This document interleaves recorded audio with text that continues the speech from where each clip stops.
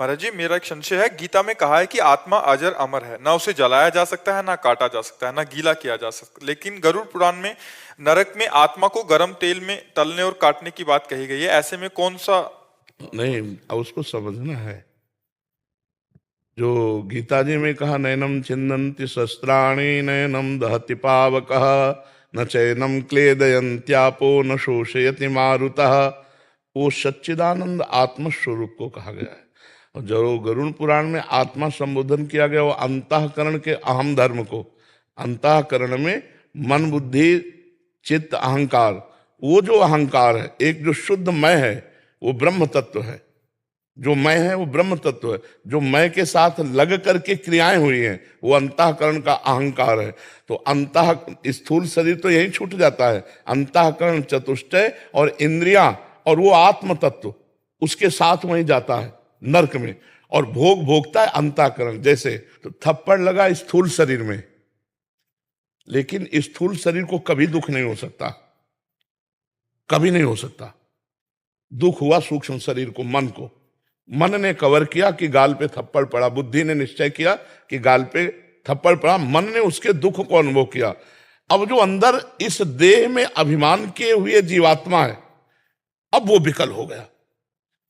अब वो विकल, जैसे दीवार में अभी हथौड़े से तोड़ने लगो, मेरे को क्या फर्क पड़ेगा, लेकिन मेरा अपनापन होने के कारण हम व्याकुल हो गए। तो इतना घोर अपनापन, गाढ़ अपनापन स्थूल शरीर, सूक्ष्म शरीर, कारण शरीर में भ्रम से आत्मा ने कर लिया है। अब जब इनको जलाया जाता है तो उसको भारी दुख होता है। जैसे यहां स्विच हो, अभी भारी कष्ट महसूस होगा, और यहां शून्य कर दो और गड़ासे से तिल तिल काट दो, कोई कष्ट नहीं होगा। क्यों? क्योंकि मन इस त्वगेंद्री के साथ यहां पहुंच नहीं पा रहा है। सारा का सारा दुख सुख का अनुभव, जन्म मृत्यु का अनुभव, नरक स्वर्ग का अनुभव केवल मन को होता है, आत्मा को नहीं। वहां जो आत्म शब्द का प्रयोग किया गया वो अंतःकरण को कहा जाता है। वो उस आत्म तत्व को नहीं जिसे नैनम छिन्दन्ति शस्त्राणि नैनम, जहां आग्नेयास्त्र नहीं जला सकता, वायुवास्त्र नहीं सुखा सकता और वारुणास्त्र से गीला नहीं कर सकता, ऐसी आत्मा को कौन तपा सकता है? अंतःकरण को। जैसे स्वप्न में आपको किसी ने पकड़ा और गड़ासे से काटना शुरू किया, क्या आपको लगता है मैं स्वप्न में हूं? आपको ऐसे ही लगता है कि बिल्कुल काटा जा रहा हूं। बिल्कुल वैसे ही भय लगेगा जब गड़ासा उठाएगा। अगर जगा दिया जाए तो हंस दोगे कि नहीं? तो क्या उस समय तुम अनुभव नहीं कर रहे थे कि तुम्हें मारा जा रहा है? जो सपने सिर काटे कोई और बिन जागे दुख दूर न, ये सब स्वप्न है। उमा कहूं मैं अनुभव अपना, भगवान शिव का अनुभव, सत हरि भजन ये जगत सब सपना, आ ब्रह्म स्तंभ पर्यंतम सर्वम मायामयम जगत। तो नरक भी सपना, स्वर्ग भी सपना, मृत्यु लोक की हर क्रिया सपना। जे ही जाने जग जाए हेराई, जागे जथा स्वपन भ्रम जाई।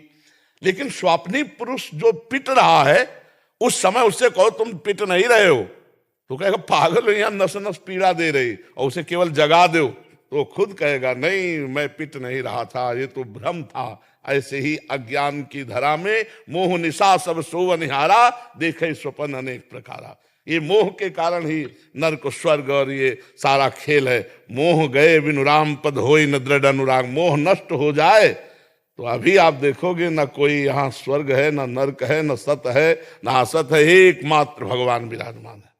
समझ रहे? एकमात्र भगवान, ये सत असत का भेद नहीं।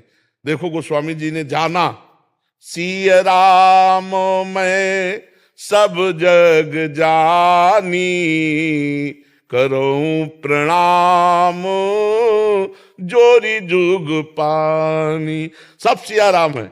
और हमें क्या दिखाई दे रहा है? स्त्री पुरुष जड़ चैतन्य, अच्छा बुरा दिखाई दे रहा है ना।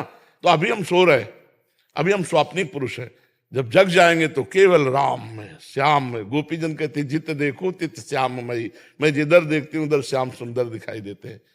तो नरक में जो वर्णन है कष्ट का, वो अंतःकरण रूपी आत्मभाव का है, ना कि आत्म तत्व का है।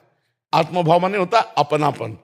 अपनापन करके शरीर को जो जो पाप के, शरीर तो यहीं रह गया, लेकिन वो अंदर की मशीन तो पूरी जा रही ना।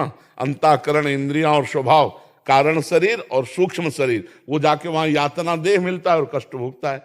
कारण शरीर, सूक्ष्म शरीर, जहाँ के स्वर्ग में उसे देव देह मिलता है, वहां सुख भोगता है। कारण शरीर और सूक्ष्म शरीर आके यहाँ मानव देह मिलता है, फिर क्रियाओं में लग जाता है। वो यात्रा बंद करने के लिए जब तक ज्ञान नहीं होगा, जब तक भगवत भक्ति नहीं करोगे, ये दो ही मार्ग प्रशस्त हैं, जिनमें तत्वबोध होने पर जीवन मुक्त या भगवान के चरणों का साक्षात्कार होने पर जीवन मुक्त। मम दर्शन फल परम अनुपा, जीव पाओ निज सहज स्वरूपा। सहज स्वरूप कौन सा? जो शंकर सहज स्वरूप समारा तो लाग समाधि अखंड पारा, वही आपका स्वरूप है। समझ पाए आप? अभी समझ पाए? भगवत गीता के अनुसार मृत्यु अंत नहीं है, तो क्या मृत्यु